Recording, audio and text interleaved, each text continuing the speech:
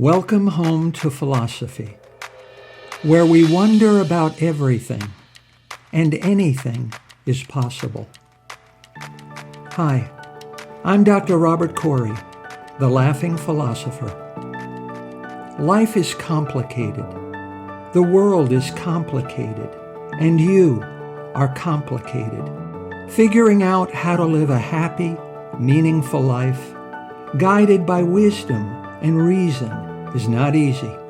Is life a game? What is love? Should I fear death? Is this a just world? Almost from the moment of birth, you've been told how to behave, how to fit in, and how to fulfill other people's expectations. You fear that you will lack importance or cease to exist in the lives of others if you think for yourself and question the rules and roles you've been told define you. Wisdom and reason will remove this illusion so you can live authentically in the world around you, find your true purpose, and become your real self. Episode number 74. Confucius matters today?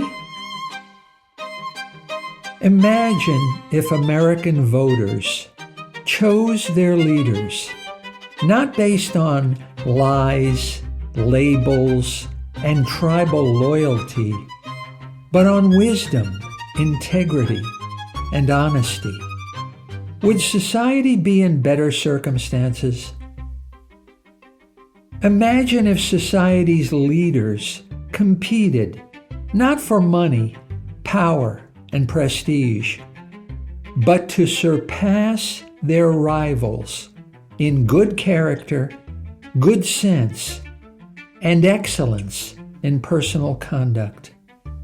Would society be more united and less divided, more kind and less cruel, and more compassionate and less intolerant? Confucius believed so, and it was his life's mission to produce virtuous, leaderly leaders of society.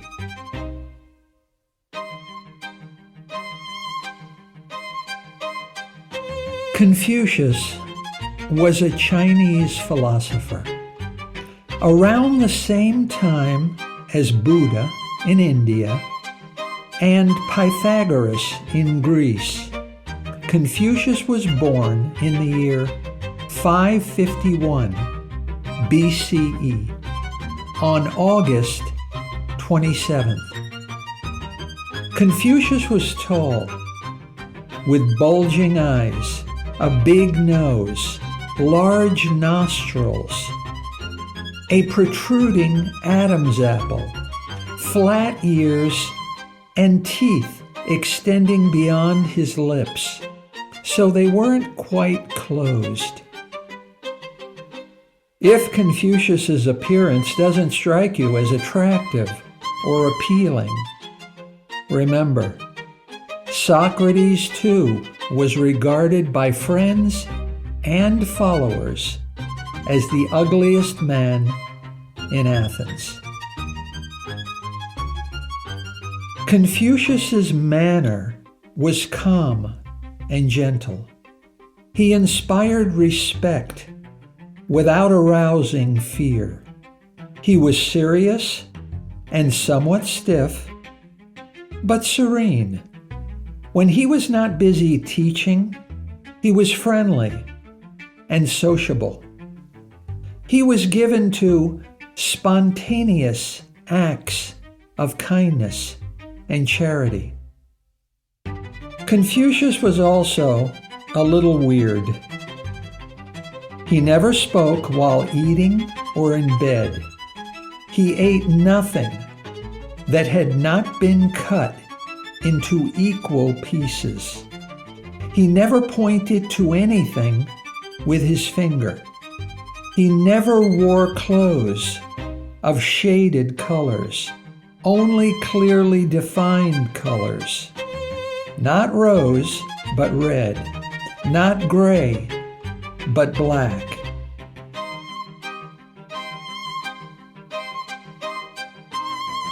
Confucius enjoyed drinking. He liked music. He was anything but a monk who practiced self-mortification or rigorous self-denial. Confucius was an advocate of balance and proportion in all things. Confucius's whole philosophy of life was governed by a single principle.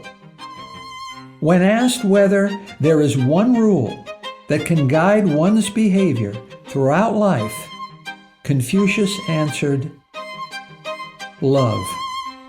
What you do not want done to yourself, do not do to others. This is one of Confucius's most famous sayings, 500 years before the birth of Jesus and Christianity's golden rule. When asked whether there is one word that can guide a virtuous person through life, Confucius replied, reciprocity. Confucius refused to deal with matters that did not have a practical aspect. When questioned about death, Confucius responded, you do not know what life is. How can you understand what death is? When asked how one should serve the gods, Confucius answered, you do not know how to serve men. How can you serve the gods?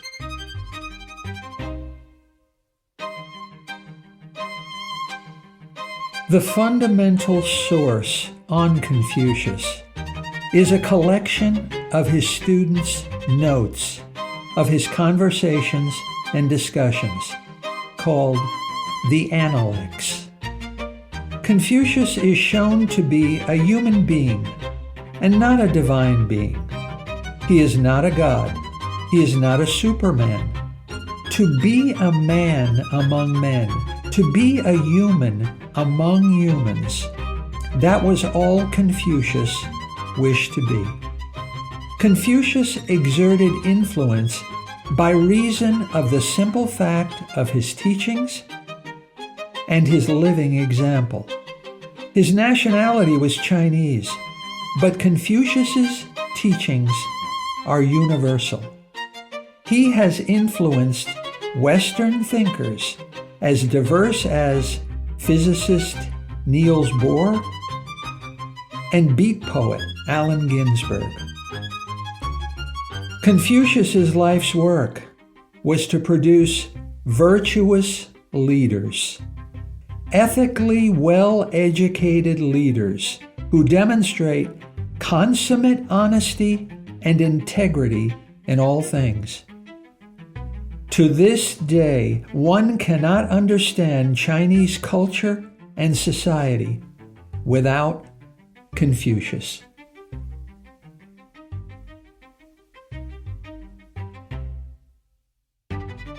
Is this who I want to be? Is this the best I can be? What is my best purpose in life? Confucius's philosophy of life is deeply rooted in the concept of virtue and virtuous behavior. All persons, but leaders especially, should cultivate good character. Not everyone can be powerful, rich, or famous, but being a caring parent, or a dutiful child, or a good neighbor can be just as virtuous, just as nourishing to one's happiness, and just as important to society. To Confucius, personal happiness and serenity come not from the accumulation of money and valued things, not from pleasure seeking, and self-indulgence, but from caring for one another and serving the needs of society.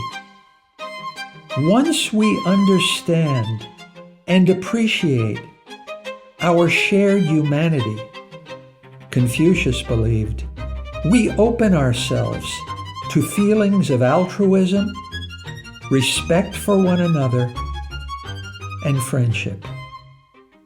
Confucius believed in the power of wisdom to improve a person's character and good behavior. He believed that learning in the pursuit of virtue and good character should be a continuous process lasting a lifetime. To learn and not think for yourself is a waste. To think for yourself and not learn is dangerous, Confucius said. Money liberates you to become the person you are. Ignorance is the root of evil and bad behavior. And in a democracy, this is dangerous, as the ignorant have the same vote as the wise. If the wise don't stand for public office, the ignorant will. If people of good character don't run for election, people of bad character will. If voters don't choose virtuous leaders, then mediocre leaders will be elected and govern poorly, and everyone suffers. Who voted to kill Socrates? Who voted for Hitler? Unlike wisdom, ignorance has no limits. Virtue is the key to a good life and a good society. So, what does Confucius mean by virtue?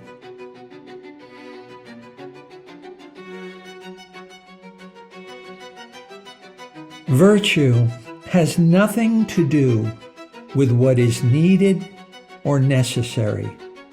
Socrates, Jesus, and Confucius call their followers to rare and exceptional behavior, inspiring behavior that pushes you onward and upward, ever better, ideal behavior worthy of emulation, challenging to equal and impossible to surpass. Virtue has nothing to do with achieving a goal. Virtue is not good or satisfactory. Virtue is excellence. Virtue is interested in realizing your full potential. Virtue aims not simply to get things done in order to achieve a goal, but to get things done well, done better, and done best. Virtue takes aim at the best you can be. Virtue has nothing to do with honor. Honor is bestowed by others. Honor is a matter of reputation and other people's opinion of you. So your reputation is not up to you, and it is not in your power to control. Honors and awards and extreme popularity are no guarantee of virtue. Virtue depends on your deeds, good and bad. In the Gospel of Matthew, chapter 5, verses 40 to 45, Jesus states, "If anyone wants to sue you and take your shirt, hand over your coat as well. If anyone forces you to go 1 mile, go with them 2 miles." Jesus and Confucius agree. Virtue is one by excellence.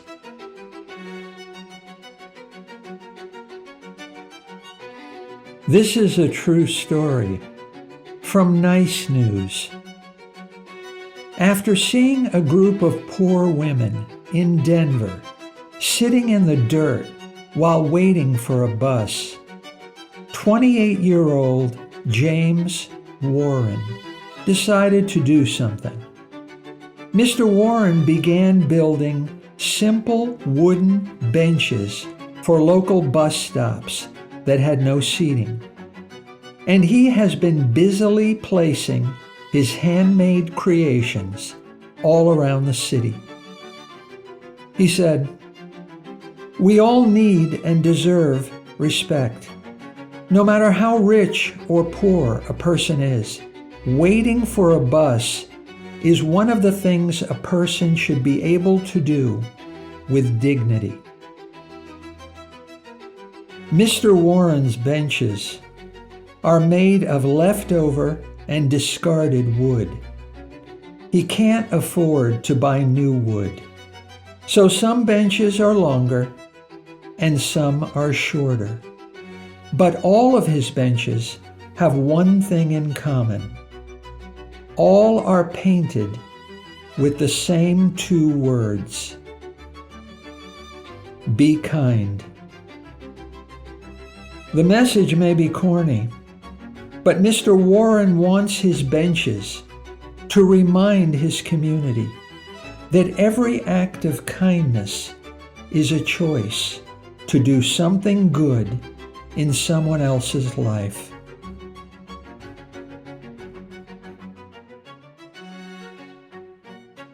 Virtue has nothing to do with duty.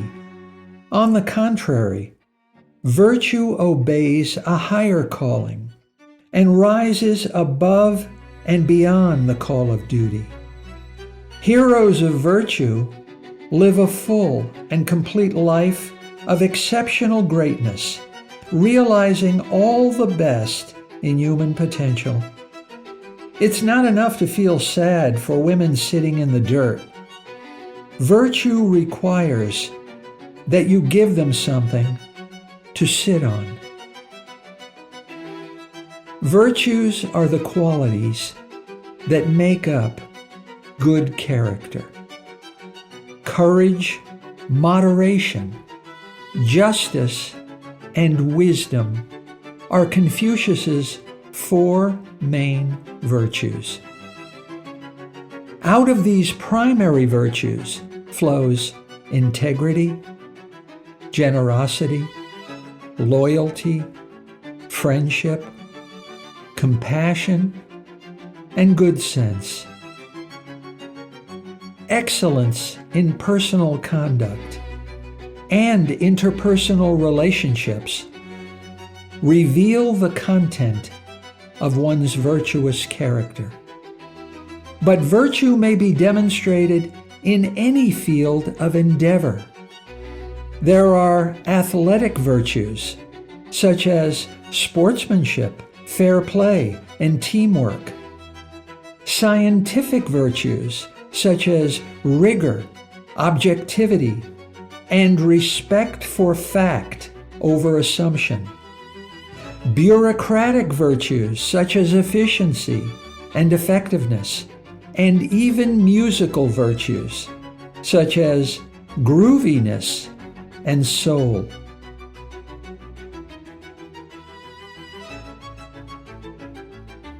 Confucius said, "When you meet someone better than yourself, turn your thoughts to becoming his equal.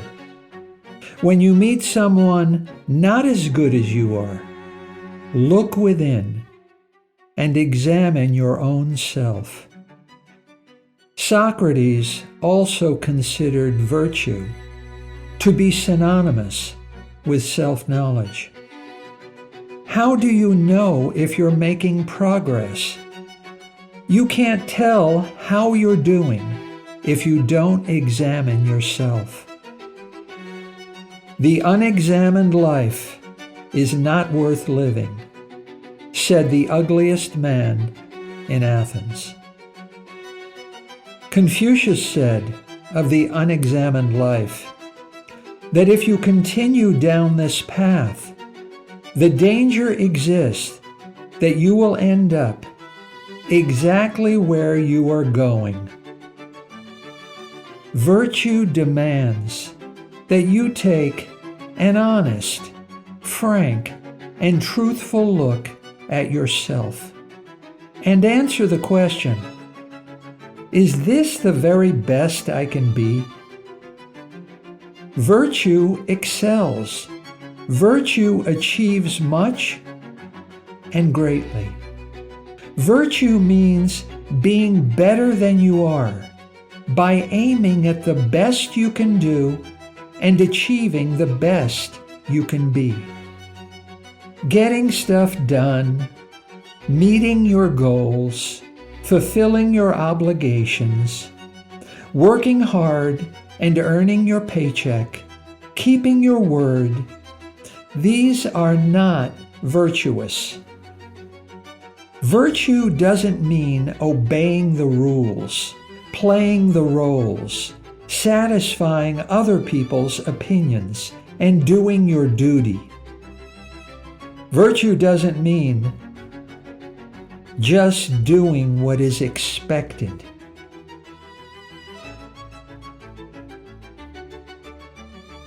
Telling the truth is expected, but it is not virtuous. This is a true story from LinkedIn of a Georgia grandmother who elevated honesty to the level of virtue. In a trial, Southern small-town prosecuting attorney called his first witness to the stand, a grandmotherly, elderly woman. He approached her and asked, "Mrs. Jones, do you know me?"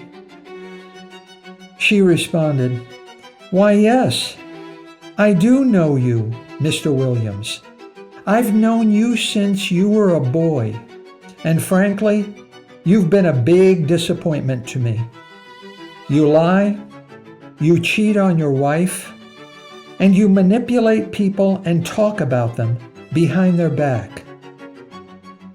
You think you're a big shot when you haven't the brains to realize you'll never amount to anything more than a 2-bit paper pusher. Yes, I know you." The lawyer was stunned. Not knowing what else to do, he pointed across the room and asked, "Mrs. Jones, do you know the defense attorney?" She again replied, "Why, yes, I do. I've known Mr. Bradley since he was a youngster, too. He's lazy, bigoted, and he has a drinking problem. He can't build a normal relationship with anyone, and his law practice is one of the worst in the entire state. Not to mention he cheated on his wife with 3 different women. One of them was your wife. Yes, I know him." After his death, at age 72, in 479 BCE, Confucius's students spread his philosophy across China. His students advised Chinese rulers in virtuous behavior, and in time, Confucianism became the dominant philosophy in China and other parts of Eastern Asia, and has remained so for centuries. Today, Confucius is still revered as generations of virtuous men and women, as well as aspiring leaders, heed his words and wisdom. Sadly, Confucius could not have imagined the grotesque lack of virtue and virtuous behavior in the unleaderly leaders of the most powerful and prosperous nation in human history. 2,500 years later, Confucius still matters. Today, he calls you and me to be better than we are and to be the best we can be for ourselves and our society. Greater is he who is in you than he who is in the world.